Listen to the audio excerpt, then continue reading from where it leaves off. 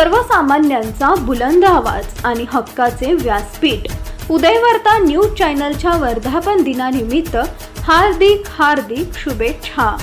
शुभेच्छुक महाराष्ट्र राज्याचे कामगार मंत्री आणि सांगली जिल्ह्याचे पालकमंत्री नामदार डॉक्टर सुरेश भाऊ खाडे आणि माननीय श्री सुशांतदादा खाडे यांच्या मार्गदर्शनाखाली आदर्श गाव कानडवाडीच्या आधुनिक विकासाचे शिल्पकार व सत्ताधारी गटाचे नेते माननीय श्री अनिल शेगुनचे वलसे तसेच उपसरपंच व सर्व सदस्य आणि ग्रामस्थ ग्रामपंचायत कानडवाडी तालुका मिरज जिल्हा सांगली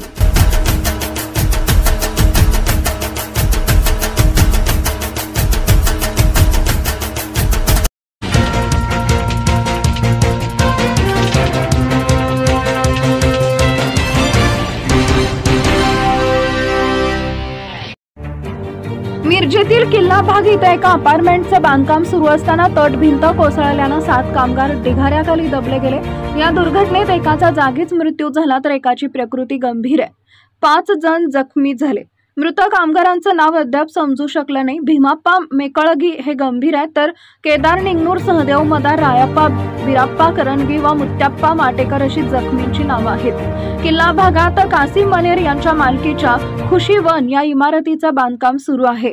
तिथं तळघराच्या भोवती तटभिंतीचं बांधकाम सुरू असताना दुपारी 1 वाजता सुमारे 5 फुटांची सिमेंट भिंतांची तटभिंत मजुरांच्या अंगावर कोसळली।